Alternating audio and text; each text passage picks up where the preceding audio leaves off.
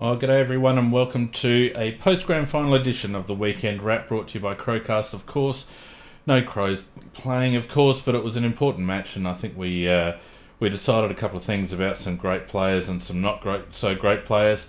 Lots to talk about, and we're heading into draft and trade, so plenty to talk about with the Crows there. So let's get started, shall we?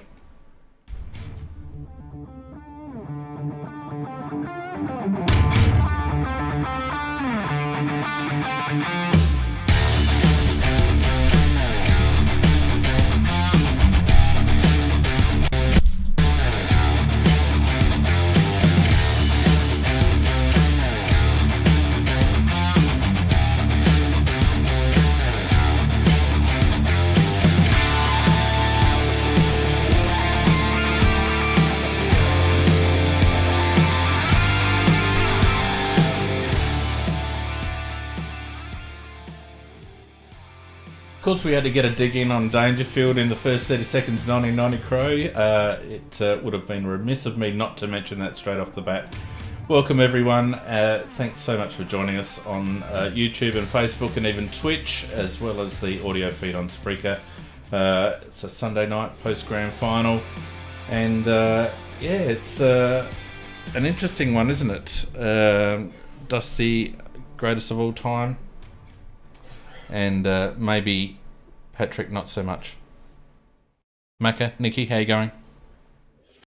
Very good. I'm doing pretty well, and I endorse your comments on the Dusty Martin and Dangerfield situation.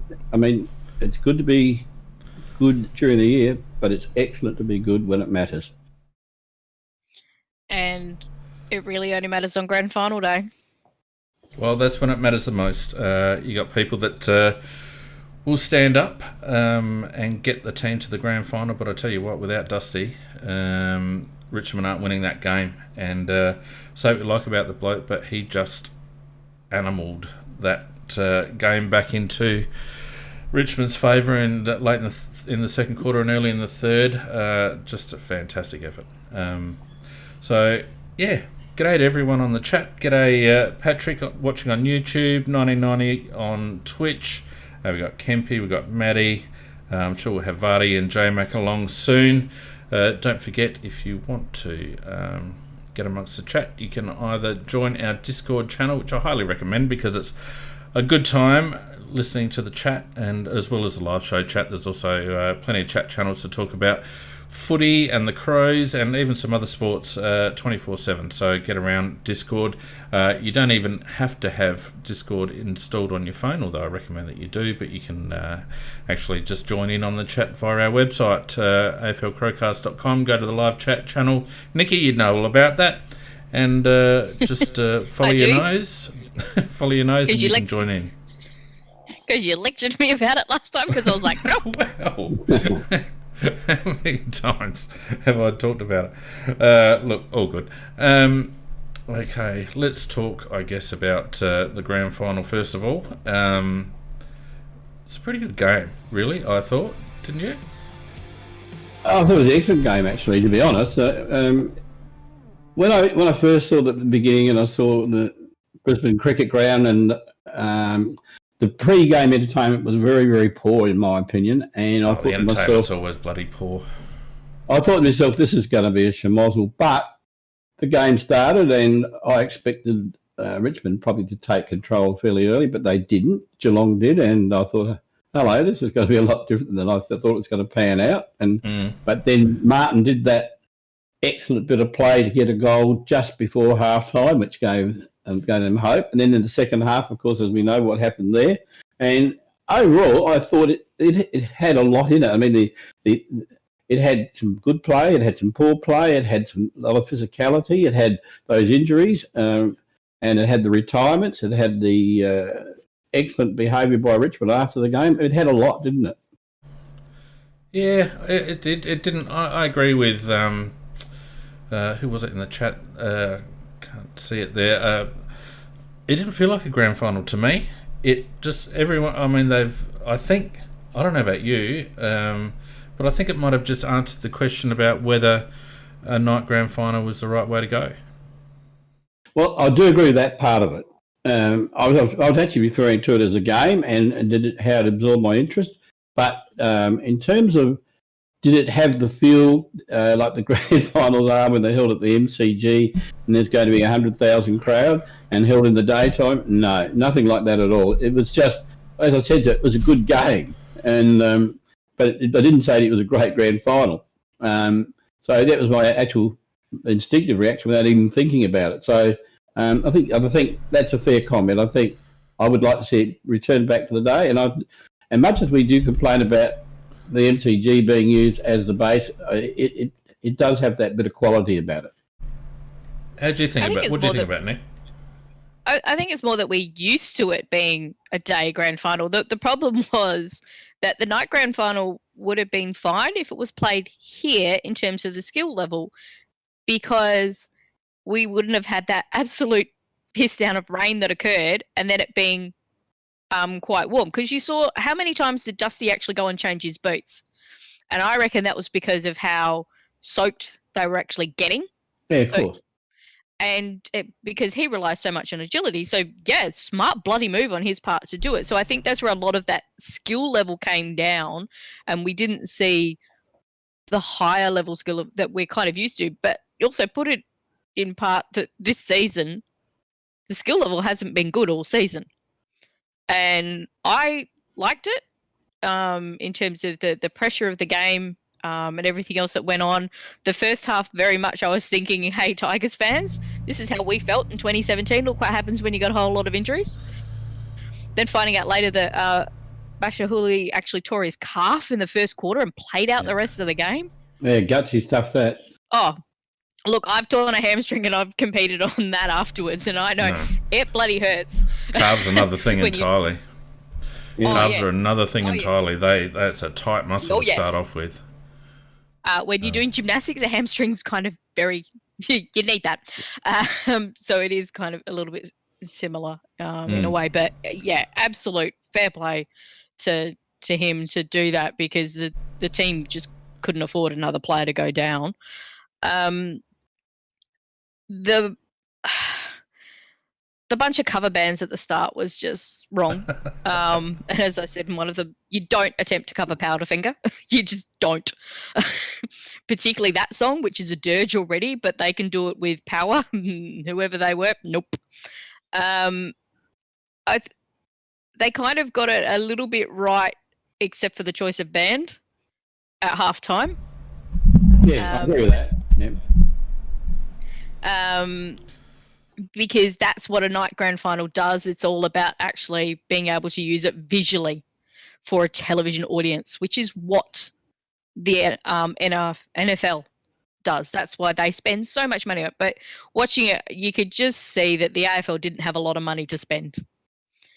And that's what they did. Do you know what? And I do agree with 1990 Crow. Should have just done Wolf Mother. Well, here's my take on it. I reckon we've been banging on about halftime entertainment with the grand final for as long as I can remember, since I was a kid. I reckon we should just accept the fact that Australians aren't like Americans. Americans love that big show. They love the big fireworks. They've got tons of money in all of their professional sports. Why do we need to have such a big extravaganza at half-time? We've got tons of TV screens around the ovals these days. They can put stuff up on the screens to keep people occupied. Half the time people are going to get a beer or going to the toilet or something like that anyway. I think the AFL actually needs to rethink the whole concept of half-time entertainment, because I don't actually think that we need it, to be honest. But I think it's also... we don't really need the stuff beforehand, because quite honestly, we had a friend come over because her husband was actually up at the game, because not only is he a Crow supporter, he's also a Richmond supporter. So he had a lovely time. Well, by the end, he had a lovely time. He didn't have a lovely time getting very wet on the way to the ground.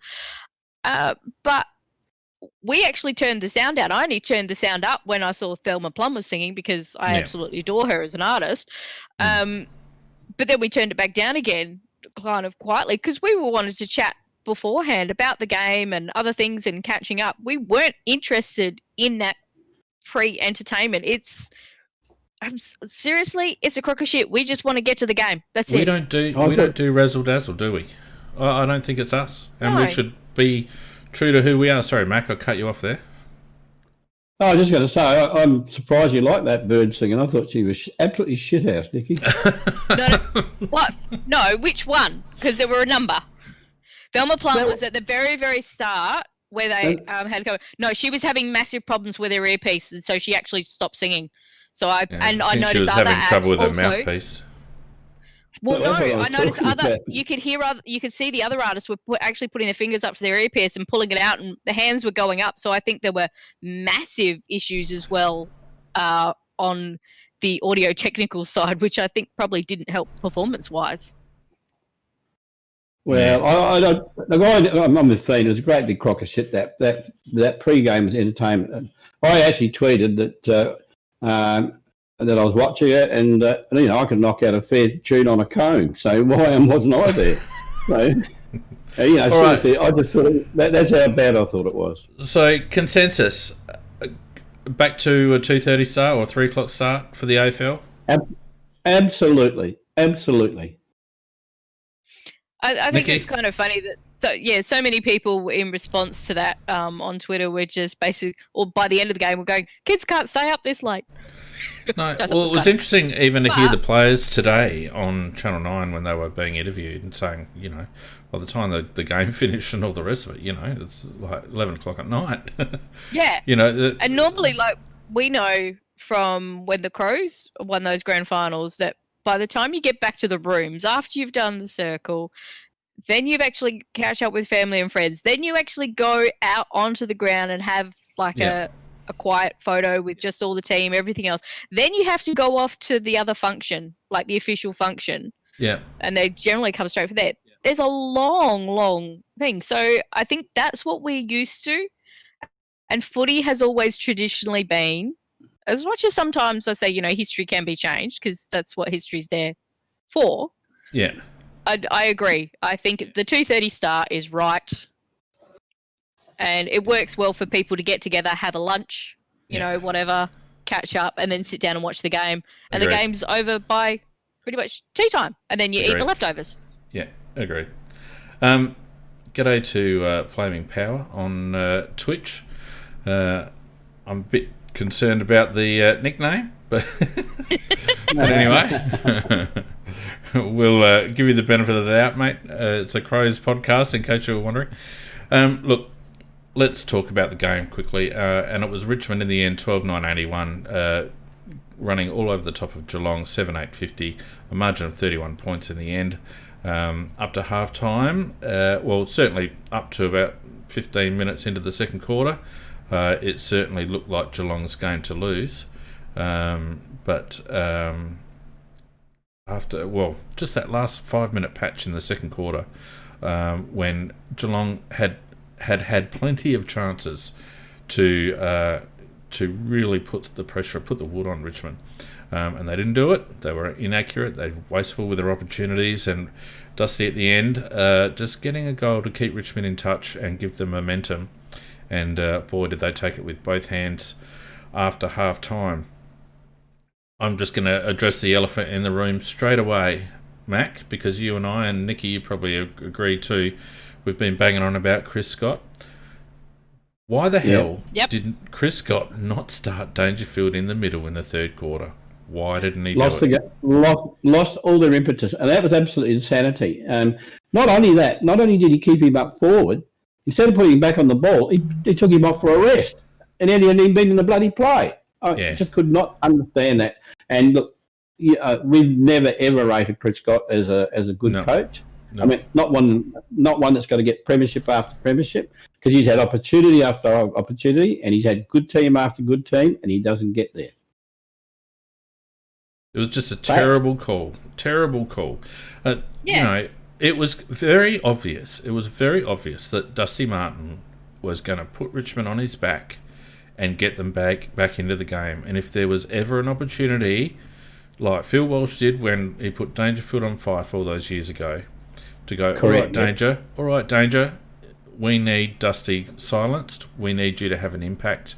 because it was very clear that Martin was going to drag him back into the game. He had the opportunity to use his best player against his opposition's best player, and he didn't do it. And a lot of people ragging on Patrick for a quiet game. I felt he was quite good in the first half, particularly in the first quarter. But he didn't get his coach didn't give him an opportunity. No, I thought very bad coaching by Scott. But as I said, that goes with the territory. He failed in the big time, time after time, and this was just another example of it. The interesting thing about it was too is that Geelong were in such command prior to that goal that Dusty Martin got in the second quarter. I think it was 22 points, and then Dusty got the goal. And they did have an opportunity to get a goal just before that themselves. Yeah. And I said to Mrs. Macker at the time, that missing that opportunity, though they bungled some pass or whatever they did, might just be the thing that they're going to regret at the end of the day. Well, I didn't realise it was going to be as regretful and big as it was. Yeah. I was delighted. I was delighted because I had plenty on Richmond because I thought they would do exactly what they did do, but they just did it a lot later than I thought they'd do it. And the thing was, I mean, Jared and I has actually pointed out in the chat, the only thing that they can think of is that the Cats were winning the contested ball and thought Danger would be more effective forward, which is true because that Richmond midfield was shocking. I actually thought Nankervis was probably the best player for Geelong. Well, that was the other key move that Hardwick made, is bringing that other lad from, took him off Hawkins and brought him into the ruck. Yeah, made a big difference. Who was the Richmond defender on Dangerfield? Because they did an absolutely outstanding job on him in the third quarter. Well, he moved Grimes onto him. He moved Grimes onto him in the third quarter. Yeah, and because he's strong enough and he's smart enough just to do those little body pushes. Yeah. Just to get him away from the ball, not give him that kind of that clear, easy run at it that he's used to. Yeah. And I thought that's kind of where they won it. Yeah. The fact that Richmond started to get those repeat entries towards the end of, just before halftime, that's what helped. And then Dusty was just ridiculous being Dusty. And it left them within 3 goals. But that's nothing. That move that Fiend was referring to, that was Bolter. And he's a very, very, he's only about 21, I think. This is the first season of footy. But yeah, it was a big winning move, wasn't it, Fiend? Absolutely. It just turned the midfield around. And the lad I'm really in love with at the moment, Shea Bolton, who I think is going to be a superstar. Had an excellent game. Had an excellent game. Macy didn't get votes in the Norman Smith. I thought he should have. Well, I think there was. Jaden Short did really well, and I think he was deserved. It was interesting again. If anyone watched the footage show today, they asked Lee Matthews why he put in someone else. Who was it? Broad, and he admitted that it had been a mistake. Yeah, that was a shocker by him. It was a mistake. So wow. He'd meant to put in Short, and he didn't actually realise that he'd put Broad in. What a silly old fart. Are their numbers close together? That's all I can think of. I don't know. But P.S., how does Damien Barrett get on that bloody panel? God damn. Damien Barrett, for goodness sake. Absolute overrated twat he is. And he hates us. Oh, yeah. But anyway. I was just going to back up Mako regarding Bolton, and the reason why I rated his game so highly in terms of the Richmond comeback was Geelong were doing very well at keeping the Richmond delivery into the forward line quite high up. And once Bolton was one of those who was actually being able to break those lines, get closer in and do the deeper entries, which was causing the massive problems for the Geelong defence. And for me, that's why I rated Bolton's game quite highly. Guess Martin, with what he did, he was always going to get the Norman Smith, particularly after he kicked that last ridiculous goal. But I really rated that Bolton's ability to break the lines and get better entries into their forward 50 and deeper entries were what really helped them take command and kick those 8 goals to 1. Yep. Yeah, he has 2 real qualities that you love in a footballer. He has elusiveness, to go along with his pace. So it's not just sheer pace and then run into trouble. He can get in and out of trouble. I think he's going to be a very, very good player down the track. Yep, agree. Look, what I found interesting after the game, I was listening to the radio wrap-up actually after the game, and it was interesting when they were giving out the premiership medals, Carey and that were giving a little commentary on what they thought the player did, and it was amazing how many Richmond players were mentioned had quiet games. And when you think about it, they only had a couple that really stood out. I thought, Short was good. Dustin was obviously great. Cochin was sort of in and out of it. Shea Bolton was really good. I thought Shane Edwards was good. And Bolter in the second half I thought was good. I thought Dylan Grimes, obviously. If you have a look, Prestia was in and out of it. Kane Lambert was in and out of it. McIntosh was in and out of it. Castagna was in and out of it. Hooley was very quiet. Revolt was very quiet. Lynch was very quiet. They had a lot of... Daniel Rioli hardly got the ball. And when he did, it wasn't good. So it wasn't what you would call a team effort. What happened, in my opinion, in the second half is that all the key players for Richmond, all the key movers, the drivers for that team, they stood up in the second half. To me, that was the difference. It wasn't a team effort. It wasn't spread across lots of individuals. They didn't have... cameos like a Shane Allen sort of thing. It was the key Tigers players in the second half decided that they weren't going to lose the game without a fight, and they kicked into gear and away they went. And it was the key players for Geelong who didn't stand up. I thought Mitchie Duncan was probably their best. I would have given him their best. Yeah. Easily. Selwood was in and out of it. Guthrie was in and out of it. Second best and third best, those two. Yep. Well, yes, they were, but I don't think that they had anywhere near the influence that Edwards and Bolton, etc., had for Richmond. And then when you I agree. When you consider that Patrick is their best player, the fact that he doesn't figure in their top three, not only is it a commentary on Patrick's game, but also the way Chris Scott used him, and I was just flabbergasted. Because Chris Scott has been saying all year that Patrick's been spending time up forward because of the compressed season. He wants to save him, he doesn't want to overwork him, etc., etc. There's no more games after the grand final. You put your best players in the coalface in the grand final when it's there to be won. I was just absolutely gobsmacked that he didn't put him in there. If not at the beginning of the third quarter, certainly within 5 minutes when it was apparent that Geelong were losing control around the stoppage. It was tailor-made for Patrick to get in there and win some contests. And the ridiculous thing is Chris Scott, this is not the first year he's done this. He's done this for multiple years, and they've lost finals because of it. And there has been so much media discussion and everything else about it, and he's had to come out and justify it every single time. Now, if you cannot, as a coach, realize that this is what the problem is, you cannot actually listen to other people. Now, sometimes you go, well, they don't know the full facts, everything else, yep, fine.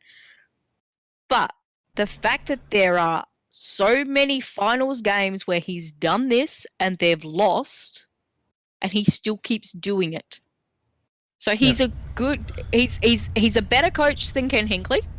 So he's just slightly better than good. But like we said last week about Hinkley, he's never going to win a grand final. It's one-dimensional. And the thing of it is, because of the conditions on the ground, Geelong couldn't play that keeping off game, that nice, skillful game. Short kick. They had to roll up their sleeves, and they didn't have enough players willing to do so. I mean, if you look at the stats, there's not a hell of a lot different. Richmond ended up with 9 more inside 50s. The disposal efficiency was very similar. Richmond actually lost the hit-outs, and as you mentioned, Toby Nankervis had a stinking first half. Very close in the clearances. Possession count very similar. I mean, there's not a lot different. You notice that Geelong tried to chip the ball around. Their marks, their uncontested possessions were a bit higher.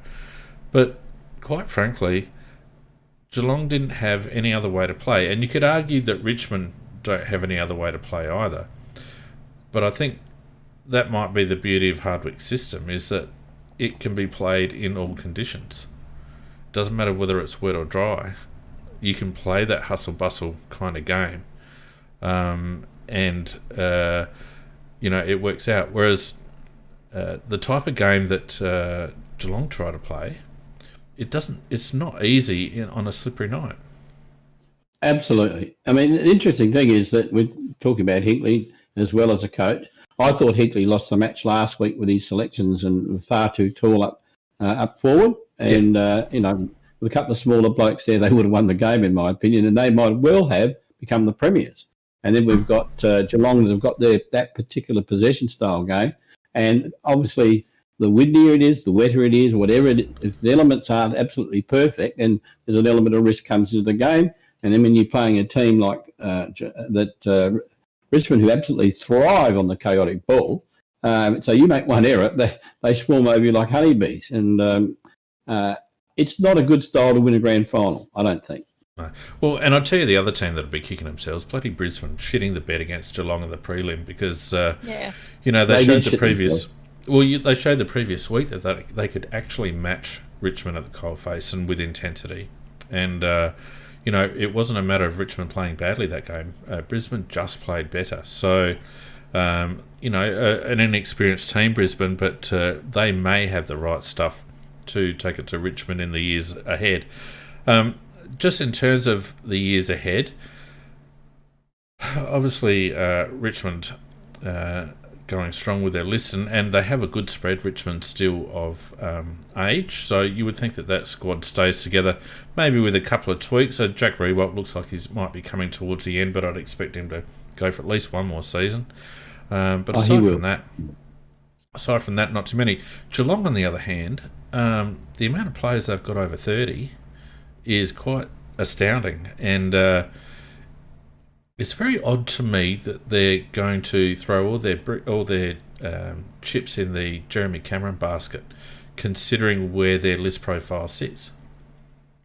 Yeah, you're quite right. The interesting thing is, I think technically, if you look at their list and the number of players they've got that are going to retire or should retire and haven't got all that much more football in them, I think they probably missed their window of opportunity. But football clubs never see it that way, Fiend. They always think, we were that close, we only just need this and we only just need that. Yeah, and I mean, history will be littered with teams that do that, but then they cark it the next year. And I would say that they'll get Cameron, and I don't know what that's going to do for their overall situation with these ageing players that they've got. For me, I think their time is gone. I think that their coach has really missed the bus, but they don't see it that way, and I don't. I just can't see them going on from there because there is a couple of players. There are going to be at least two players that retired, and in another year after that, there's going to be probably another two or three. So to me, it's a list that's decaying, and I think their opportunity is gone. We kind of said that last year, and they bloody proved us wrong by getting into this damn grand final again. But they didn't win it. But they didn't win it, Nick. They didn't win it. Yeah, they didn't win it. They got there and they just fell to pieces once again. But I think you're absolutely spot on. I reckon I think they're actually going to have to lose more than just two players. We've definitely got Ablett gone. I think they'll. Well, Henderson's going. Harry Taylor, and Henderson. Taylor, I think it was Taylor and Abbott were the two I was thinking of. But then you look at Henderson, he's a real possibility as well. No, I think he has retired, hasn't he? He has retired because he was in the package beforehand of retired players. I'm sorry, make that three then. No, Taylor hasn't retired yet, but he's at the end of his contract. But he's at the end of his contract, and he's a liability. And I think they need to clear his contract off the books if they want Cameron. Yeah, and he moves about the speed of treacle at the moment. He's very slow. Yeah. Look, what you said was very true, Nicky. You write off Geelong at your peril because they just stick around like a bad virus. And we write them off. We think they're going to fall off the cliff, and they just keeping on. And look, to be honest, it's a credit to their club, and it's a credit to their star players that they've been able to keep on. I think there's some value in having home ground advantage down there at the Cattery, but they didn't have that this year. So they played everyone on the same merits. So you can't begrudge them that. So I am a little cautious about writing Geelong off, but you just got to look at their list profile and you think, Selwood's looking very beaten up. Maybe, I reckon, only one, maybe two more seasons left in him. Mitchie Duncan's still going pretty well. They haven't got a lot coming through. Taylor Hawkins had a great year for his age, but he's also, the wrong side of 30. So, yeah, I don't know. I think they'll be around the place. But I'm very, very surprised that they're going for Jeremy Cameron. And if you're Tommy Hawkins, do you find yourself scratching your head a bit? I mean, first of all, Chris Scott continues to play Patrick up forward and clogging up space and almost making Patrick the focal point. But second of all, you've got pretty much a similar player in Cameron, although I think he'll play higher than Hawkins, but a similar player in Cameron coming in over the top. And you think to yourself, if you're Tommy Hawkins, geez, what do I have to do to get an open forward line around here? Well, absolutely. The interesting thing, though, the difference in style of the two teams, I meant to mention this a lot earlier, the fact that, I don't know whether you noticed that Stewart for Geelong was left back on his own for most of the game. Yeah. And Richmond run an extra player on the ball. Yeah. And that's one of the reasons why you have the chaos ball, because Stewart's in a certain situation, so they'll kick it to a space where there's nobody, relying on their foot speed to get there. And it's an interesting situation. How when kids were taught that teamwork and do you do this, you do that, and Richmond have got a policy where in many cases you do exactly the opposite. Well, yes and no, Mac. I mean, it's a good observation because they play that extra guy just on the defensive side of the stoppage a lot of time running through. And that's why they get that hustle bustle and that third overlap handball quite often, because they do play that extra player just off the stoppage. And they always seem to have an open forward line, and Geelong had Stewart placed very well, and he was able to take advantage often. But you're right, the way they bring the ball into inside 50, it's not always pretty and unpredictable. So, it's teamwork simply because they're all on the same page about it. Yeah, and another thing I was going to raise, which is very interesting, is that both these teams that played in the finals, apart from the fact that they are genuinely good teams, is the fact that they both were hub teams, and spending about 100-odd days together in a hub, which I think is going to do one of two things. You're going to blow your team apart or actually weld it together, because you're up against each other, you learn more about each other as people, and you're either going to build up tremendous teamwork, or you're either going to sort of have clashes. Yep, and both these two teams are good teams, and their players love each other. And Richmond were talking about, at one stage I was a bit worried about Dusty. I didn't know what he was going to do to people. He was getting that excited after the game. but you can see that they actually do genuinely love each other, and they actually did praise the hub for creating that situation for them. So in a way, their adversity may well have helped them get a grand final win. Mm. And the other thing was, going right back to your comment earlier, Fiend, about how they were talking about the Richmond players, they all seem to have quiet games. They did, except in that Richmond pressure, which took the step up. We saw it back at the start of the third quarter. And that's every Richmond player brought that pressure, which is what caused Geelong just couldn't get their free ball in the forward line anymore, Whereas in the first half, you could really clearly see how much a loss Floston is and how much he controls that defence. A good player. He is a good player. He is. Well, when you lose a key player in your defence, it's very hard to rebalance. And they would have been gagging for that halftime siren just so they could regroup because they were a mess in the second quarter. Because you could see how lost they were. Yeah. And they didn't quite know. They could get the ball and they could kind of flick it out, but then it would come straight back in. And they were like, well, hang on, who was supposed to be on that player? You could actually see them getting a little bit angry at each other, that little bit, because they didn't have somebody controlling the area. And it got fixed up. And every single Richmond player brought the pressure after half time. Well, I think it's a really good point, That's Nick. what got it back in the game as well. It's a good point, and I think you've got to give credit to Richmond, because in the situation that they were in, you could forgive them for doing what a lot of teams do, and that's go back into their shells under pressure, and start becoming afraid of making mistakes, and that often is detrimental to the team trying to make a comeback. But Richmond backed themselves in. They kept hunting impacts. They kept pushing the ball forward. They kept applying pressure, as you say. And they weren't afraid to go the soccer off the ground or the tap on or what have you. And that's the measure, probably. I mean, that's the benefit of having already won 2 flags, probably, and not having that additional pressure. But credit to them that they did not stop playing their game. In fact, they re-engaged with their game plan after half time. I felt like in the second quarter their intensity dropped off a little bit, but they re-engaged with their game plan and they went to what they knew worked.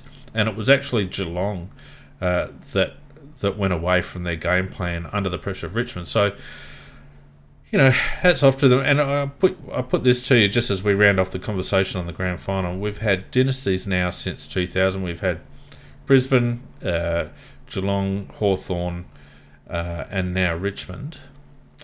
Of those, who do you think was the best team of the current millennium? I think the Brisbane teams, actually. They played in a different era, and football was played in a different way in that particular era, and they had a mighty, mighty midfield. They had 4 stars in the midfield, and I did like the way they played. Even Ackermanis with his bloody showing off and all that sort of shit. It was still entertaining. I really thought they were a mighty, mighty outfit. And they really should have won 4 in a row, and it was only unfortunate that they came up against Port Adelaide Power when Brisbane unfortunately had about 3 or 4 players who probably shouldn't have played. They were injured, and they played them, and paid the price as you always do. But it was just unfortunate, and Port and Port won that game. But I think they were a mighty outfit. Nick, what do you reckon? Yeah, that's a bloody interesting one. I think you can kind of, there's similarity between Hawthorn and Richmond, just in the terms of it's a coaching system that's implemented, and then it's a team playing for each other in a way. And whilst there are some amazing Hawthorn players, I think Richmond pips them just a little bit, just in the style of game that's played now. I think is harder in a way. I agree. That's why I kind of put Richmond above Hawthorn. But I'm actually with you, Macca, because I wouldn't have initially thought that Brisbane won until he started speaking. That it's like they had that awesome, amazing midfield, but they also had a really good forward line, and they had a really good back line. They had stars on every line, and you also have to put in contention that they're playing grand finals not on their home ground. And I give that a greater weight, that you've had to fly down, you're out of your own comfort zone. Sometimes that can help because you're gelling together, like what Richmond have spoken about, that they had to gel together a little bit more this year. But I actually think that puts Brisbane, to me, on top. Yeah, I've just chucked it on Twitter, actually. So if you're listening in, hop onto Twitter and have a crack at the poll. I loved the Brisbane team. Michael Voss, still one of my favourite all-time players. Yeah. and I think they had champions in all parts of the ground. You know, they had a fantastic engine room, but people forget, you know, how good Alistair Lynch was, and he was good, wasn't he? Lepic across in the back lines. And, Lepic down back. Lappin and who was the other forward they had? I always forget his name. He was always a poor relation, but God, he was good. I can picture him. I can picture him. I'm the same because it's like one of the I've had a blank, but you know, all over the ground they had really, really good players. You know, Simon Black, Ackermanis. You know, how many Brownlow medals out of that midfield? Amazing. So they've always been my favourite team, but I think in terms of the dynasty, I can't go past the Hawks. I think Hawthorn of that era were very much like Port Adelaide Magpies, where they won. Yeah, John O'Brien. Thanks, J-Mac. But it wasn't who I was talking about. Yeah, Daniel. Nah, it wasn't Daniel. I can't remember. We'll work it out. Last comment about the grand final thing, I was just going to say about Dangerfield and that incident that he has no case to answer, and I actually think that. Well, that's part why of the are we grand jumping final. back to that? I just thought we'd missed it. That's all. Well, I haven't finished talking about this yet. I'm sorry, I thought you had. That Jesus always Christ. ruins it for you. When you said bugger it, I thought let's end of that. So apologies. Carry on. No, that's all right. Oh dear, oh dear. No, what I was saying is that the Hawthorn of that era had a lot of Port Adelaide Magpies about them. They won games they shouldn't have won. They were you could never count them out, and you know, they were unbeatable at times. Hawthorn, they were unbeatable. So whilst Brisbane were probably my favourite dynasty, I guess, of this millennium, I probably think that Hawthorn were the best. With the Tigers dynasty, it's an interesting time in football, don't you think? And I don't I don't know whether the opposition is quite there. Like with Hawthorn, there was some good teams going around in that Hawthorn era, and same with Lions. There was some good teams going around in that Lions era. There hasn't been with Richmond, I don't think. Yeah, a lot more lame duck teams, if that's what you're getting at. There's more lame duck teams, which we won this year. The way I'm looking at it, though, why I put Richmond ahead of Hawthorn was that you had other teams that could actually beat Hawthorn. That Hawthorn really struggled. If they met them, they would struggle against them, and they couldn't do that. But Richmond, because of the type of game that they're playing, it doesn't matter who they come up against. It's generally going to be Richmond's way, because they force the other teams more to change. Whereas Hawthorn, you could keep your own structures and beat them that way. Whereas going up against Richmond, the only way to beat Richmond is to play their way. Well, I think you're right, Nicky, because of the fact that it's all about, as I said, they can actually play proper footy, but they thrive in the chaos. They thrive in the loose ball, and that's because they've got a lot of quick players with quick legs that are good at ground level at picking up the ball. And Geelong style is never going to beat them. It's never going to beat them because you just make errors and they just swoop on you. So I think you're right, Nicky. I think the best way to beat Richmond is to play a typical. And Port Adelaide got close to it. Port Adelaide got very close to it. And Brisbane did beat them, playing their style. Yeah. So I think, I have to hate it. I hate saying it, but Nicky, very good point. Yeah.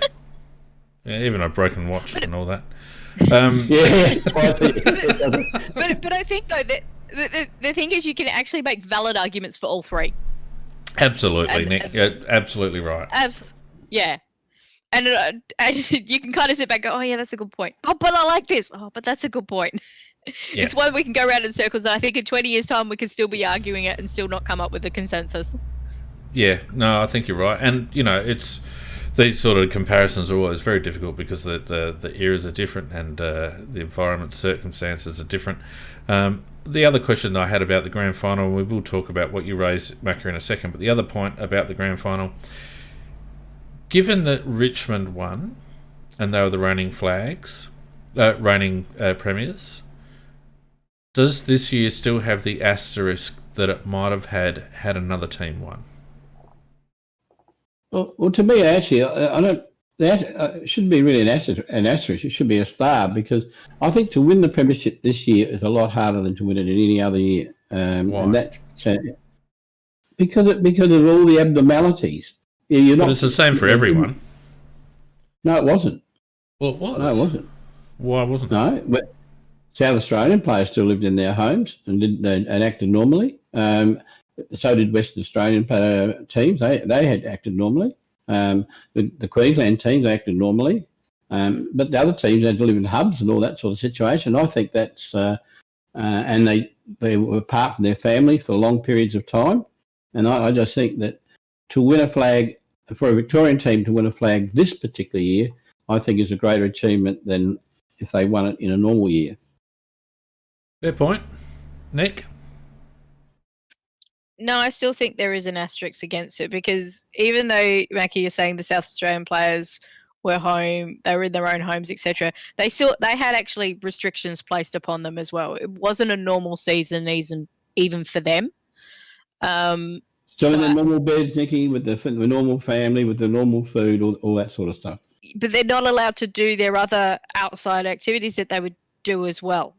They had to remain in a bubble. And if they broke out of that bubble, there was punishment for them. And there is some difficulty there. Yes, even though you are in your own bed, it's still, we knew that. I felt it being in lockdown when we were for a couple of months. So it's not as easy as what you kind of were making it out to be. I still think there is a little asterisk against this season because of the difficulties everybody had to face. Mate, you've convinced me, I reckon. Yes, everyone had to face difficulties, and yes, the Adelaide and Perth teams had restrictions, but they were the restrictions that every team faced. But I don't know whether you caught the Dylan Grimes interview today on Channel 9. That's what I'm talking about. He gave an excellent interview and an insight into the difficulties that he personally faced with regards to coming up. Initially, the Richmond boys were only going to come up for 21 days, I think, and they ended up being there for 100. And they copped a lot of flack, if you remember, at the time for, kicking up against the hub and all the rest of it. So I'm going to say no to an asterisk. I don't know whether they get a star. I think each team had their individual challenges. I mean, WA and Adelaide teams didn't have the benefit of, particularly Adelaide teams, didn't have the benefit of short away games to Melbourne. Those flights to Queensland were a lot longer, and they did have to hub it while they were in Queensland initially as well. Mac, if you don't remember. So, I mean, the Adelaide teams... We did for about 4 or 5 weeks, yeah. Yeah, so the Adelaide and Perth teams did have some travel challenges that they wouldn't have normally faced. But I'm going to... No, not as much. And I think, I think balance of all those issues, you're probably right. And that's why I said it was like a little tiny asterisk, because particularly those WA teams, well, West Coast Eagles, we saw that every time they had to fly up You've had your to say, Brisbane Nick. to play the game. You had your say. You had your say. I'm backing you up here in a bit, because... No, you're not. I'm not saying it's an asterisk. No asterisk. No, None. I'm saying it's a little one. No, it was just a little one because of it was so weird for everybody. No doubt it was a challenging season. You've got to congratulate the AFL for pulling it off. Certainly nothing was easy. There was lots of ambiguity, and the fact that they were able to get an 18-round season off and a full suite of finals Love him or hate him, you've got to hand it to Gill. I mean, they pulled it off when everyone, I think, was just waiting for the season to be shut down again. They managed to pull it off. Yeah, there's many things I hate about the AFL, and particularly their prejudice against the Crows. But I do say I have to congratulate them for pulling this whole thing off. I was sure, about halfway through, it would backfire somewhere along the line and go haywire. Some team would get COVID, or somebody would do something drastically wrong and stuff the whole thing up, and the state wouldn't let them play there, etc. But they managed to. I think there was a lot of talking behind the scenes to smooth things over at times as well. But I give the AFL a massive credit for getting that through and for having a final series, and in the end, having a pretty good grand final, even though, we've spoken about that at length. But big credit to the AFL. And also to the Queensland government.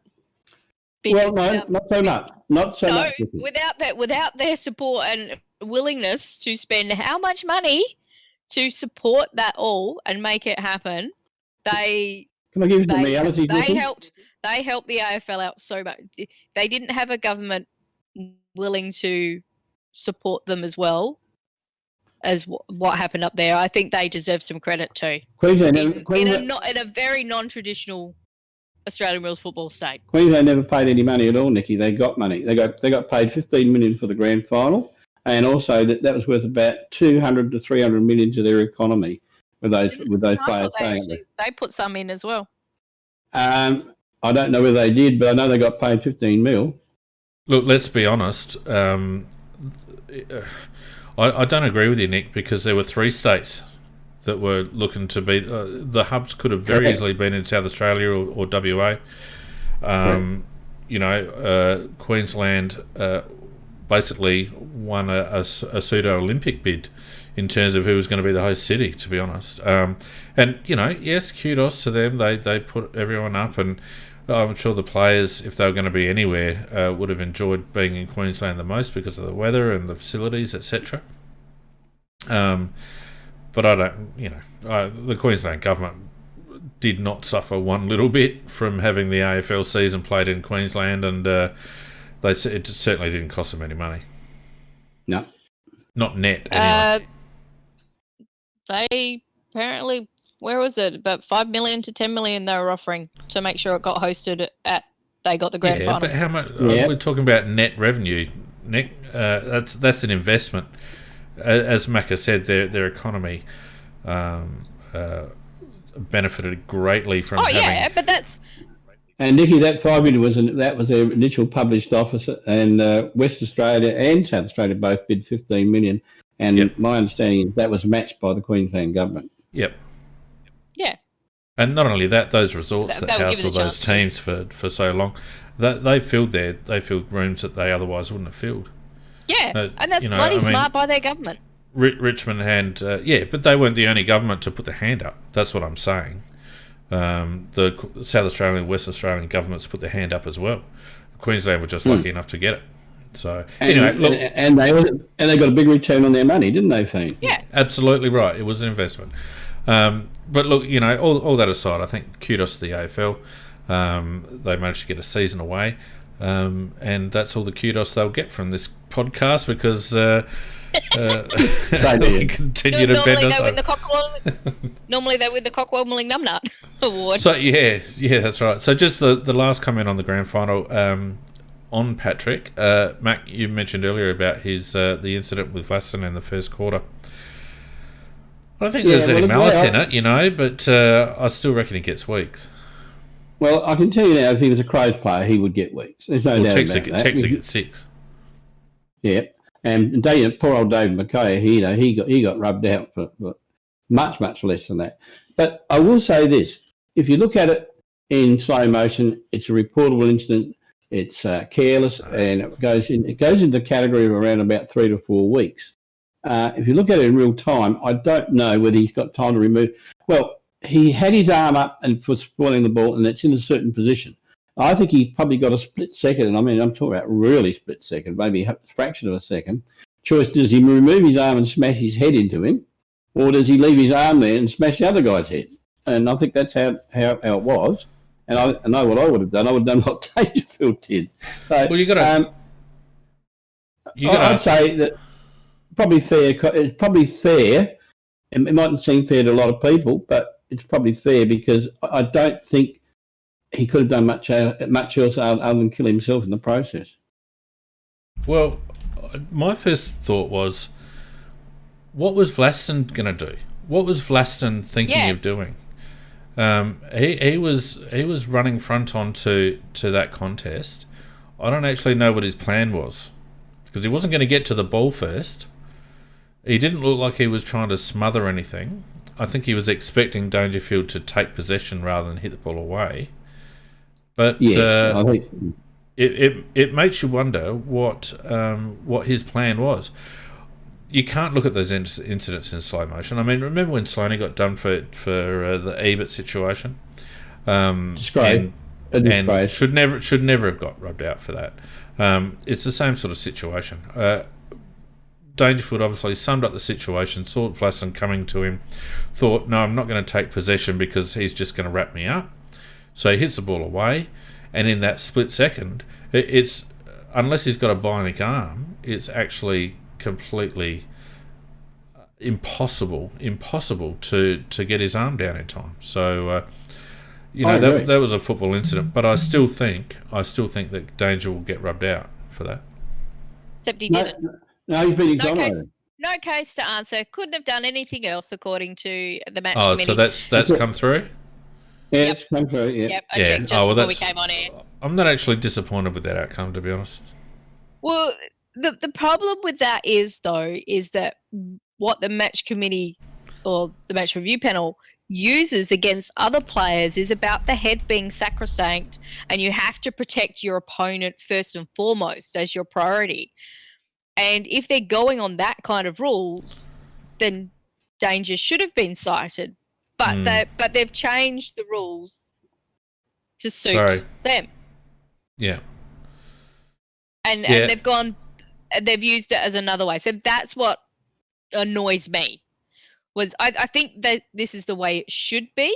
It actually taking it, and yes, it is a football incident, and the slow motion does not look good for him, but you're spot on. We shouldn't be showing those instances in slow motion. They should be played for the tribunal or for the match review panel, and also for everybody watching, only at full speed. Yeah, because that's all the players see. Yeah, that's all the players see. Precisely. But the fact that we have TV directors who want to do it in slow motion, and they want to. I don't have any problem with the TV directors. I don't have any problem with the TV directors. Well, no, because that gets the public rolled up and everything else, and that's what they then. But they also use it in slow motion in tribunal. They have used, which they shouldn't bloody do. That's my point. Is they shouldn't do it in tribunal.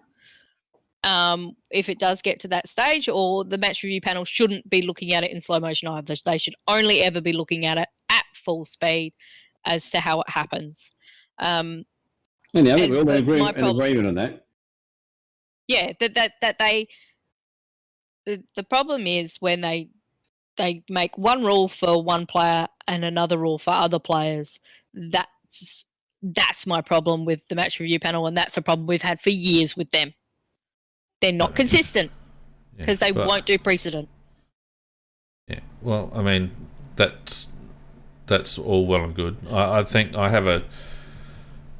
We could talk about the MRP until we're blue in the face, but specifically to the Dangerfield situation, I think that was intelligent. Yeah. And I think it was the right outcome. Right, so grand finals out of the way.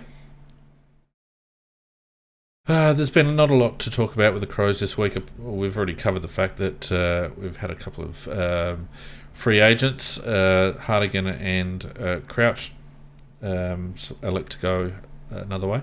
I just want to finish this off, and we won't go too much longer because we'll use next week's chat to really smash into the trade period and free agency period. But just a short. I've done all the research here too, Fiend. Well, it's just a bit early. It's just a bit early, Mac. Next week, I think the cast will be. I think we'll have some further clarity on the Crouch situation, etc. Well, we will. We will. That's true. That is the big. That is the big question mark. Is just a very quick talk about the Crows situation. That his manager was on 5AA, and Rowe kept pumping him and trying to get him to tell us if what was going to be offered by the Saints to Crouchy was enough to get us picked 2, and he kept avoiding it and so on. But he did then say at one stage, talk in general terms, he said, well, in general terms, you would think it would be good enough.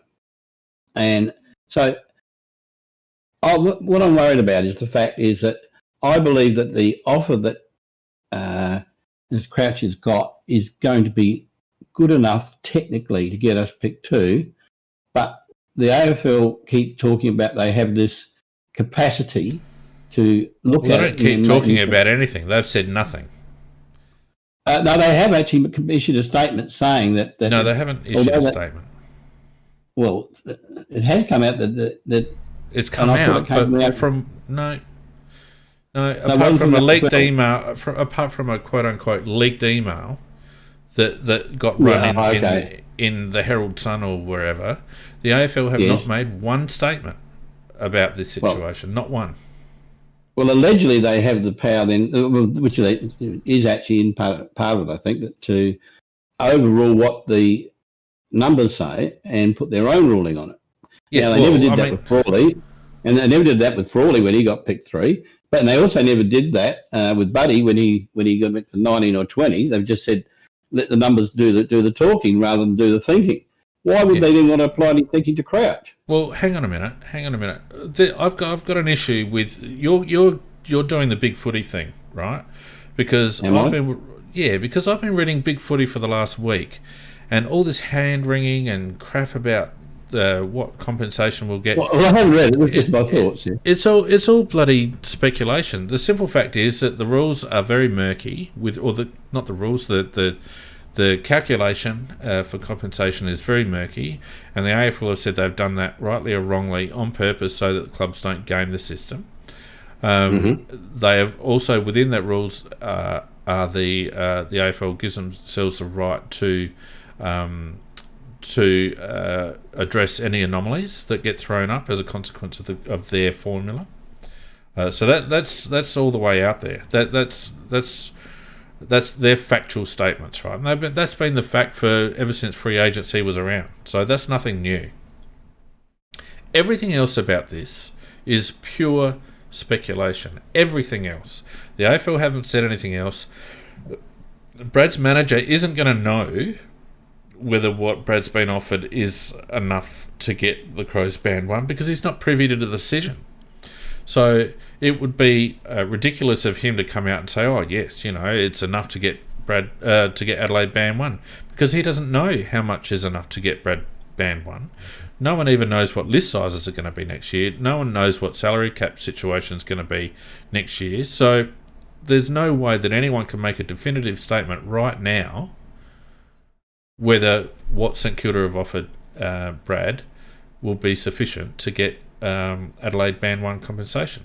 And then you throw in the fact that the AFL can correct anomalies. If they think that the calculation is an anomaly, then they'll make their own choice anyway. So, and then you can't. There's a third factor as well. There's an appeal court as well. Yeah, well, that's right. So at the moment, you can't. Anyone that's trying to make a definitive statement about this is just pissing up against the wall because no one's in a position to make a definitive statement. What I will say though is this: you've got a situation where a lot of people are looking at this as if it's a trade situation and they're looking at fair value. The free agency compensation system is not about fair value, it's about compensation, and it's designed so that the lower clubs are rewarded for losing quality players to other clubs, right? So, and that's why we have a band situation, band 1, band 2, band 3, etc., right? It just so happens that Adelaide came last this year, so the band 1 compensation is a pick after your first round pick, which for us is pick 2. If we'd have finished top, it would have been pick 19. a lot of people are jumping up and down saying that Brad Crouch isn't worth pick 2. That's not the bloody point, because it's not a player value system. It's a compensation system. Having said that, if the AFL deemed that the contract that St Kilda got in the formula through band 2 compensation, which is end of first round pick, then you've got a situation where after academies and all the rest of it, the end of first round pick is likely to be about 21. Now, is that fair compensation for Brad Crouch? Of course it's not. So the people that are throwing up, the people that are throwing up, pick 2 is not fair trade value. Well, pick 20 or 21 is not fair trade value either. So everyone needs to sit the hell down. That's the whole Victorian press, mate. Of course. The whole Victorian press. Of course. But the whole point I'm getting at is this, is that Adelaide won't know. They have to either have to agree to allow him to go and then accept whatever compensation comes without knowing what it's going to be, or they're going to have to guess and think that they're not going to get, if they think that way, that they're not going to get a band 1 compensation and then reject it so they can trade and get a better offer. Because the one thing that we don't want to do is get pick 21 for Brad Crouch. No, that's exactly right. I'm not sure how that mechanism works, because you would think... You don't know till after. That's the problem. So, and that is a problem. So if St Kilda give Brad 700, for example, over 3, the Crows would probably be thinking, that's pretty borderline. And they'd match. But if the Saints gave Brad, I think anything 750 and above over 3, the Crows would probably take the punt, don't you think? Well, apparently it's a 5-year contract. I don't think we're arguing about that. Apparently it's a 5-year contract he's got. Well, whatever it is, but the length of the contract doesn't impact the calculation for compensation. It's money. But is it the 1-year money? No, it's the average value over the term. Average value over the term of the contract. So that takes into account front ending, back ending, trigger clauses, blah blah blah. Okay, so it's the average value of the contract, average annual value of the contract over the period of the contract. So whether it's 3 years or 5 years, it doesn't make any difference. It's the average. So I would think an average base salary over the period of the contract, whatever it is, of 750 would be sufficient, don't you? I would, but then it comes in the possibly the AFL's discretion. And what does worry me is that so much of that bloody Vic media carrying on, will that influence AFL, who bow to Victorians all the time anyhow? So that's the only thing that is my concern. The other thing that I think that the contract, the one thing that Brad's manager did say was that, contrary to all the press reports and all the carry on and the Hugh, the crew carry on that he would lose a lot of money out of his indiscretion, he said there has been no change in the monies being offered at all. He said of course there would be. No reductions whatsoever. He said that it's as if the incident never happened in terms of money. So, you would have to think you would have to think it's going to be 700 or 750. Yeah, I didn't think that drug indiscretion was going to have an impact. I think we all agree that wasn't going to be the case, and it doesn't surprise me at all that that's not the case. The other thing that I thought that if Adelaide would be talking to, and they are talking to St Kilda, and they will know obviously what Brad's going to be paid, and if they think that. And Rory made this particular point, and I think he's right. He said that any list manager worth his salt would be that clued up with what's going on with what other people are getting paid, because you have to be also in a certain percentile to get band 1. So our list manager has to know what top players are getting in other clubs, or pretty close to what they're getting. And I think that if Adelaide think that it might be just a smidgen short, there has been talk and rumours and suggestions that perhaps independently, but not really, but independently, they raise Brad's salary by a bit to make it get to the point where it probably would get through. and that we take off their hands a player, say, such as Luke Dunstan, who probably was a regular in their side. He got injured this year, and he only played the one game early, got injured. Oh, then they had the break, and then he had an injury and couldn't get back in. So, and that would also relieve them of some salary pressure because they've got also other players coming in as well, and Brad coming in. So they don't have any salary cap pressure, mate. No, they don't. They don't. But it's a situation they might be happy to trade off perhaps a Luke Dunstan for a draft pick in the 20s. So I just wonder whether I can't see it happening. You can't? I can't see it happening. No, the only reason I could see them trading Luke Dunstan, but it doesn't necessarily have to be to the Crows. I don't look. The simple fact is this, Mako, and this is where people are getting hysterical about something that really has a long way. I'm not hysterical. I'm just I'm not saying you. I'm not saying you. I'm saying people. Like, the simple fact is that Adelaide have said that if we can't get what we want for him through free agency, we'll happily re-sign him. So there's step one. We're not trying to push him out the door. We'd prefer the whole issue with Brad Crouch is that the club have recognised that it gives us an opportunity for pick 2 in the draft. Right? That's number one. Yep. Right? So immediately, if a club, or the second part of that is that St Kilda want him. St Kilda aren't doing Adelaide any favours by saying, hey, we want Brad Crouch. St Kilda want him because they think that he is going to be integral to their push into premiership contention. So you've got St Kilda wanting him, and you've got Adelaide going, well, we're happy to let him go, but only if we get a good free agency compensation, which is not pick 20, right? So, no, it's definitely not. So immediately, that's a situation where it's a seller's market, because St Kilda have to make sure that whatever terms they put through to Brad are sufficient for Adelaide to go, yep, we're not going to match. We're happy to keep him on our books. So St Kilda, if they want Brad Crouch, which they obviously do, because otherwise they wouldn't put a contract in front of him, they have to make that contract attractive enough, not only for Brad, but also for the Adelaide Footy Club to go, yeah, all right, you have him. The second part of the second part of the situation is that it is in St Kilda's best interest to avoid a trade situation at all costs. So if they don't stump up enough money to put it beyond doubt that Adelaide are going to get band 1 compensation and Adelaide match, then two things happen. Either Brad plays for Adelaide next year, or St Kilda are going to have to work a trade. Now, St Kilda have not got a strong hand in terms of trade currency. No, so it's going 15, to cost them... 58, they got 15, 58, 73 and 87. They haven't got the currency. Exactly. So there's another thing. The third thing is that St Kilda might think that Brad's worth 700,000, right? But St Kilda aren't under salary cap pressure at the moment. They aren't under salary cap pressure at the moment. And as we've said before, they'd be happy, in my view, to pay an extra $100,000 a year over 3 years or 5 years or whatever it is, to save themselves having to fart ass around with pick 14 or whatever they've got and all the other stuff they'd have to do to try and get Brad over the line.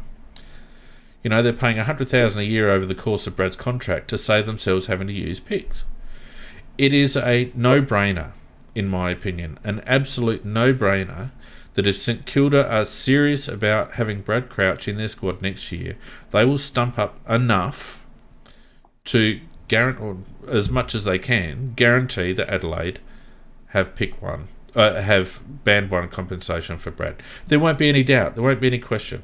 And if there's anything other than that, then St Kilda aren't serious about having Brad Crouch on their books. That's my view. Well, and as somebody puts in the chat quite rightly, and I do agree with everything you said, by the way, is that if they do pay an extra $100,000 a year, it also guarantees they keep a first-round pick in their pocket as well. Well, that's exactly what I just said, that they don't have to spend picks. They're spending $100,000 extra so that they don't have to spend their pick. And $100,000 in the grand scheme of things is bugger all. And it has been said that they've got a fair carryover from past years, which has to be used, by the end of 2021. They are not under salary cap pressure. They do have the money to spend, and they probably have the money to overspend. And to be honest with, and they can go on a deficit as well. So, look, the simple fact is, Mac, that logic tells you that St Kilda will want to pay Brad enough to make it an easy transaction. And Brad has come out and said the clubs are working together to try and get the best deal for all parties. Right? All this hand wringing and all this speculation and all this fodder from the Victorian press is all just a smokescreen. This situation is going to be handled quickly and effectively. Adelaide will get band 1 compensation. Everyone will bloody have a hissy fit about it, and we'll have fucking pick 2, and they can all get stuffed. Simple. Well, I hope you're right, because my only one fear is I 100% agree with everything you said. My only one fear is that even if we do get it right in terms of what the dollar value is that the AFL have never done us any favours. No, that's not true. No, it's because the AFL would be laughed at if they said to the Crows, Brad Crouch, a fair compensation for Brad Crouch on $800 a year at St Kilda as a 26-year-old ex-best and fairest is pick 20. It's not going to happen. Not going to happen. Right. Fine, I just hope you're right. You have more faith in the AFL than I do. But, it's not about having more faith in the AFL. It's just trying to apply some logic. Put it this way, if it does happen and we end up getting pick 20, then it's just further confirmation that we're in a completely corrupt system and we may as well just forget about it. But I think the AFL is pretty corrupt in the sense of the way that they handle things. They do what they like. They have the rules vary all the time. No, I just don't trust them. I really don't.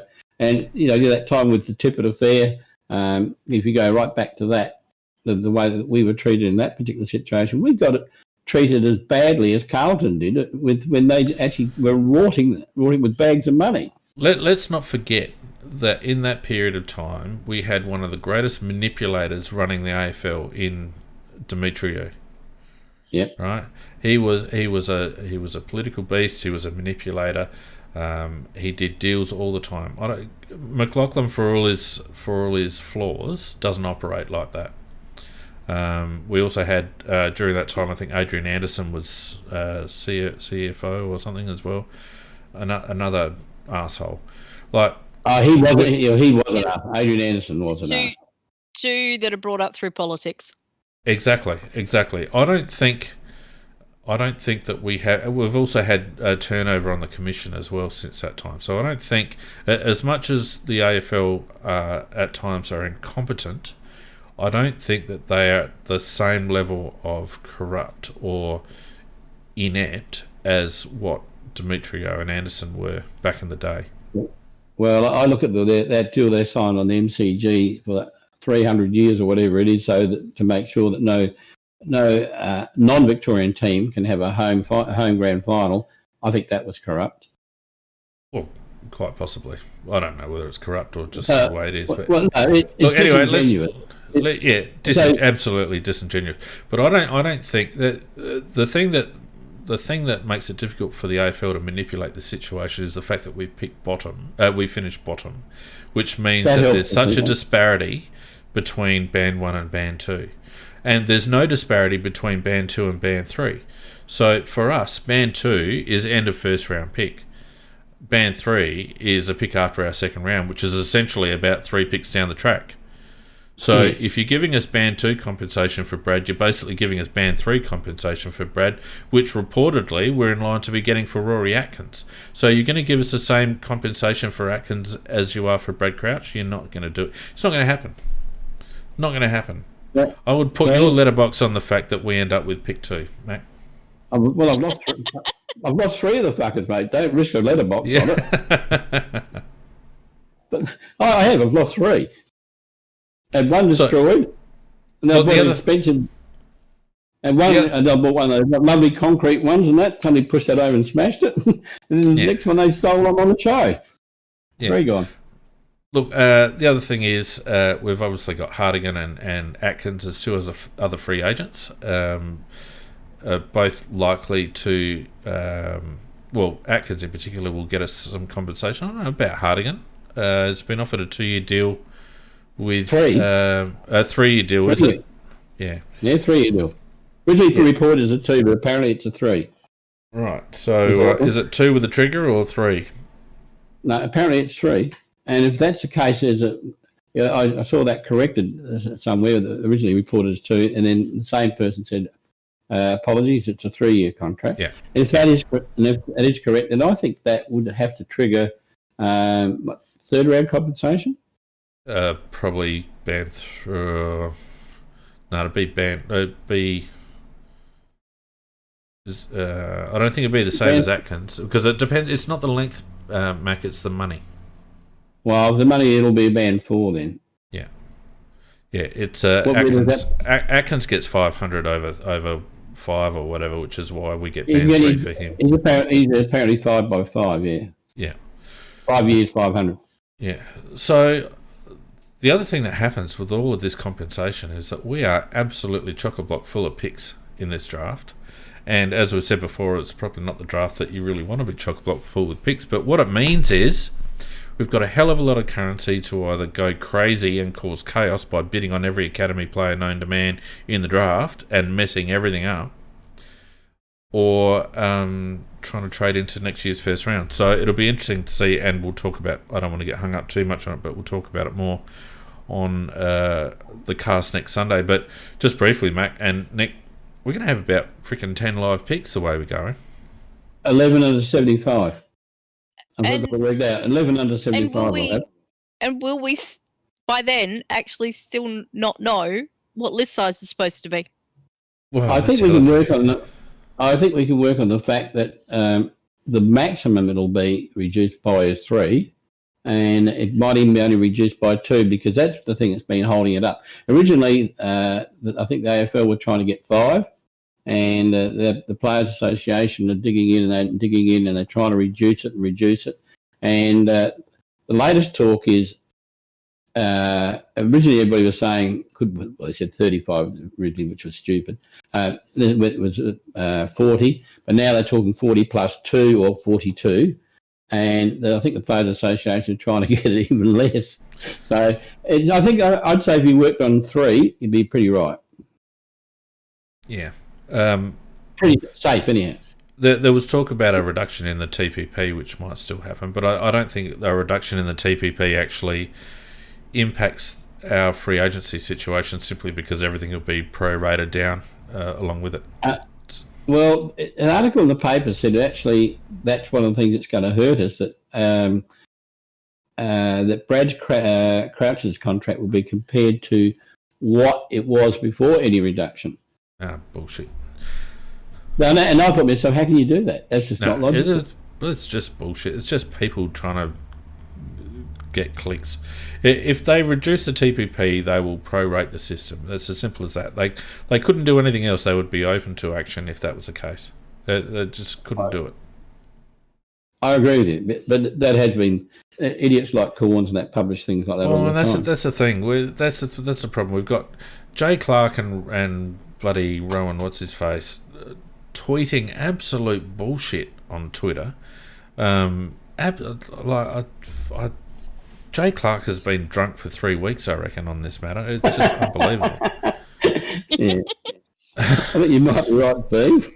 It's palpable how much disdain they have for non-Victorian clubs. It really is. It's quite embarrassing.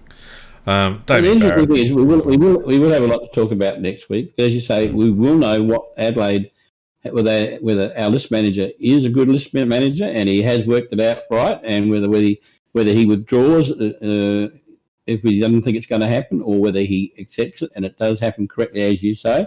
And we'll know the Brad Crouch situation, and we'll also know, because I think it would be pretty quick.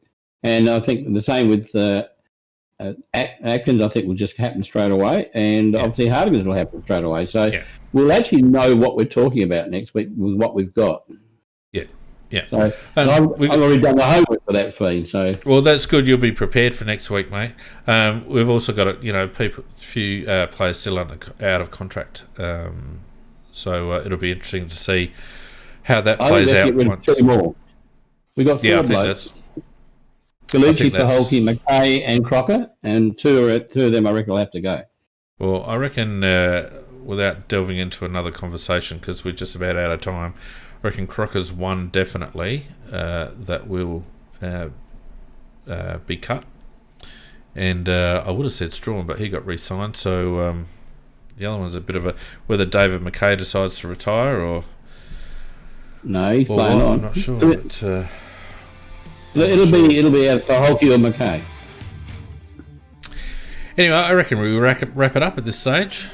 What do you reckon? Okay. It's been a good hour and a half. Nikki, are you still there? Yeah, I am. Yeah, I heard Thanks Florentine. for She just to finish up on the tweet about which dynasty was the best. Looks like the Hawks, followed by the Lions. Does that surprise you? Was the cat still on 0? Yeah. No, the cats are on 2.5%. We must have a One person. Yeah, but I reckon though the Vics, all the Vic people will vote for the Hawks. More of them. I don't know. Anyway, thanks everyone for joining in tonight. It's been fun. Don't forget you can join up our Discord channel. Just go to our website and click on the Discord link. I can't get my bloody camera to work on this one. It's how ridiculous. What's going on? Not all. Good night, all. Hang on, I haven't said goodbye yet. Hang on, I'm taking me good night back. God, you people are funny. I can hear the music going in the background. Well, I do it going as well. I just loop it now because, like, I know that as soon as I sign off, Nikki's going to say something, and then it's just going to be back to where we started again. So, me trying to actually be good for once and not do the naughty thing, and you tell me off. I'm not telling you off, Nikki. I'm not telling you. Yeah, tell her off. Tell her off, Ray. Tell her off. No, it's what's going on here? Honestly. Anyway, look, thanks very much for joining us. You can follow us on Patreon if you like. Thanks to all those patrons on Patreon, and look out for a couple of things to our patrons in the next couple of weeks. Don't forget to follow us on Twitter, Facebook. If you're listening on YouTube, make sure you hit that subscribe button and also hit the notifications bell as well. That's it. Thanks, Macca. Thanks, Nikki. You're both legends. Thanks to all the legends in chat. Love you all. Catch you later. See you next week. Yep. Night all. Second time. Good night.